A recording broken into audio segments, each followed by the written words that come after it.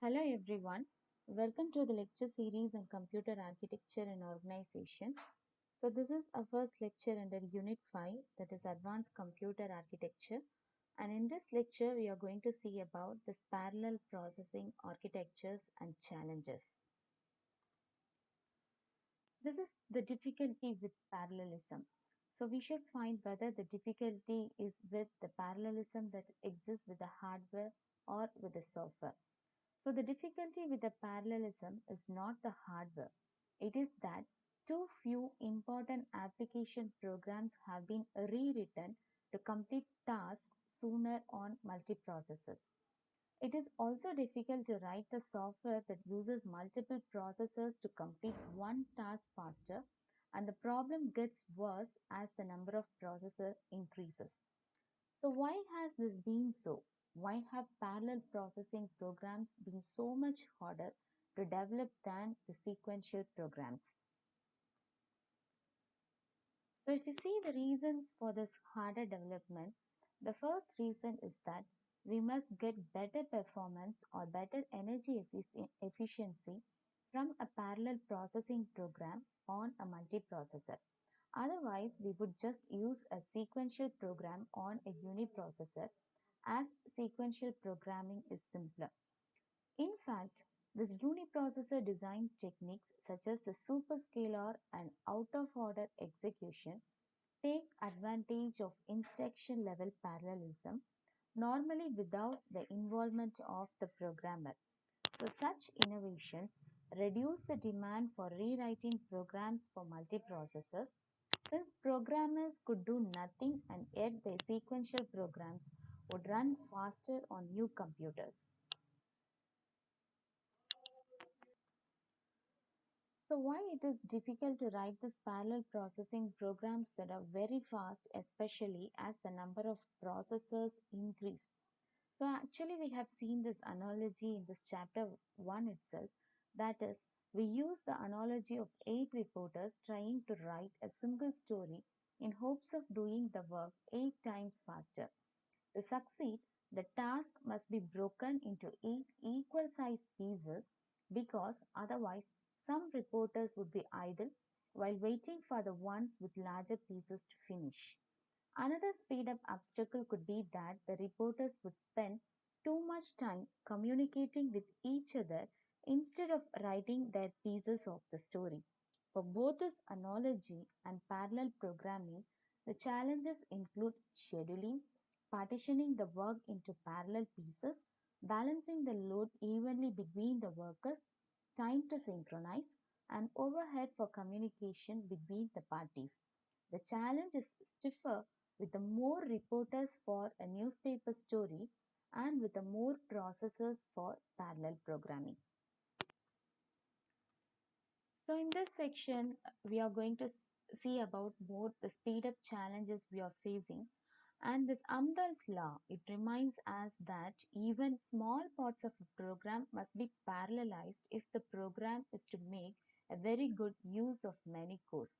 So this is the problem, that is, suppose you want to achieve a speed up of 90 times faster with 100 processes.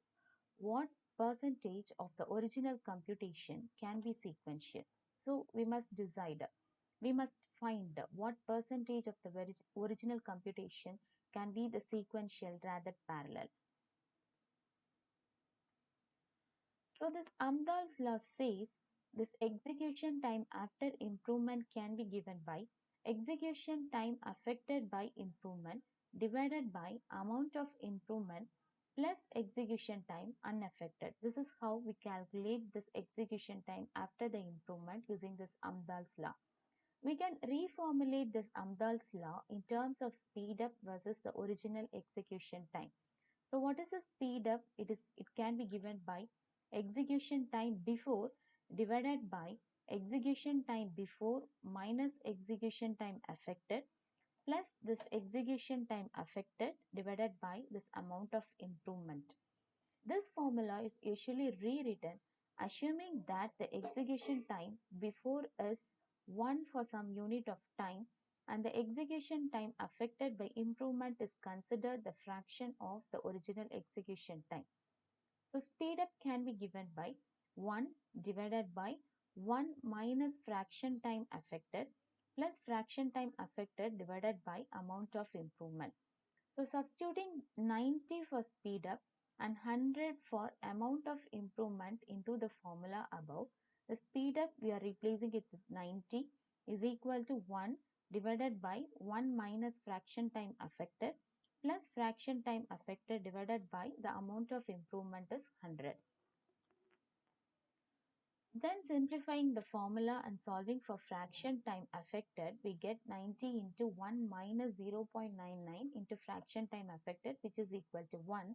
Similarly, 90 minus 90 into 0.99 into fraction time affected is equal to 1. On solving this, we get 90 minus 1 is equal to 90 into 0.99 into fraction time affected. So fraction time affected can be given by 89 divided by 89.1, which is equal to 0.999. So thus, to achieve a speed up of 90 from 100 processes, the sequential percentage can only be 0.1%. So this is the second speed up challenge, that is the bigger problem. Suppose we want to perform two sums. One is a sum of 10 scalar variables and one is a matrix sum of a pair of two-dimensional arrays with dimensions 10 by 10. For now, let's assume only the matrix sum is parallelizable. We will see soon how to parallelize this scalar sums. What speed up do you get with 10 versus 40 processes? Next, calculate the speed ups assuming the matrices grow to 20 by 20.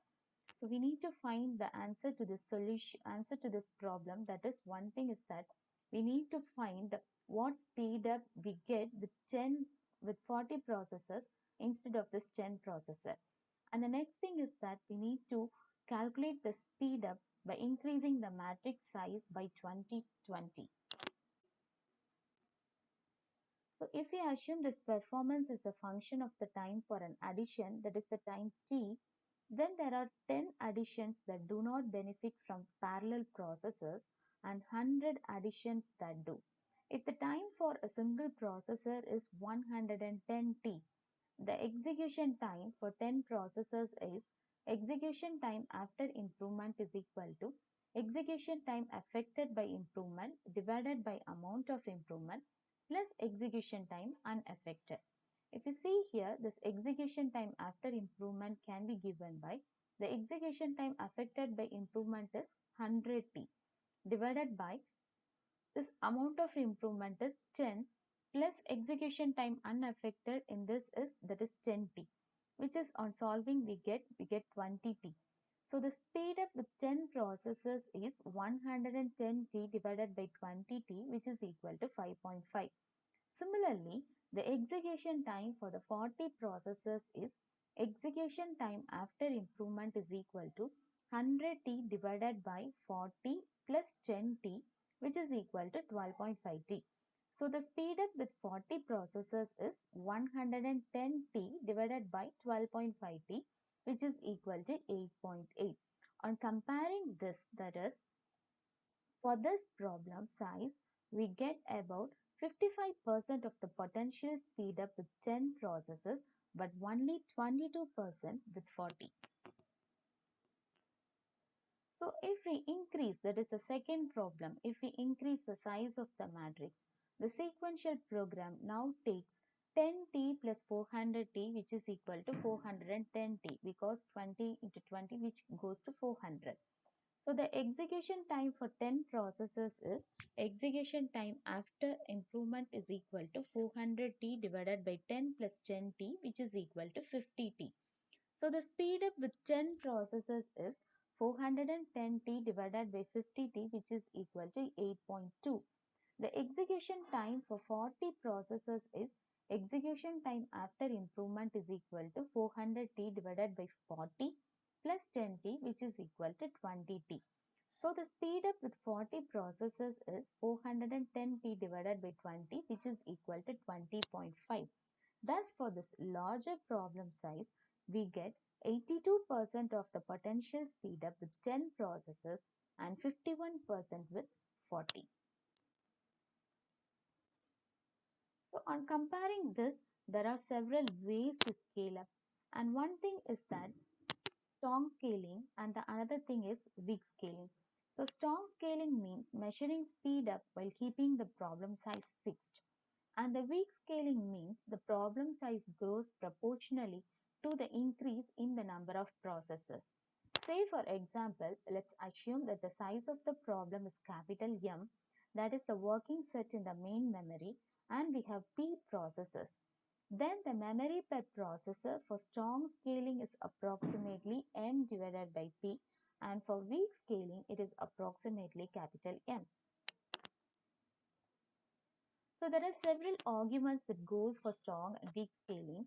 So depending on the application, we can argue for either of the scaling approach, that is for strong scaling and for weak scaling. Note that the memory hierarchy can interfere with the conventional wisdom about weak scaling being easier than strong scaling. For example, if the weakly scaled dataset no longer fits in the last level cache of a multi-core microprocessor, the resulting performance could be much worse than by using the strong scaling. But for example, that is the TPC debit credit database benchmark requires that you scale up the number of customer accounts in proportion to the higher transactions per minute. The argument is that it is nonsensical to think that a given customer base is suddenly going to start using ATMs 100 times a day just because the bank gets a faster computer. Instead, if we are going to demonstrate a system that can perform 100 times the number of transactions per minute, you should run the experiment with 100 times as many customers. So, bigger problems often need more data, which is an argument for weak scaling. And the third challenge we are facing is that is the balancing load. So here's the problem. To achieve the speed up of 20.5 on the previous larger problem with 40 processes, we assume the load was perfectly balanced. That is, each of the 40 processor has 2.5% of the work to do. Instead, show the impact on speed up if one processor's load is higher than all the rest. Calculate at twice the load and 5 times that load for the hardest working process. How well utilized are the rest of the processes? If twice the load in the sense it occupies 5% and 5 times the load in the sense it occupies 12.5%. So, the solution to the first problem, if one processor has 5% of the parallel load, then it must do 5% into 400 or 20 additions and the other 39 will share the remaining 380. Since they are operating simultaneously, we can just calculate the execution time as a maximum. So, execution time after improvement can be given by maximum of 380t divided by 39 and 20t by 1 plus 10t, which comes to 30t. The speed up drops from 20.5 to 410t divided by 30t, which is equal to 14. The remaining 39 processors are utilized less than half the time.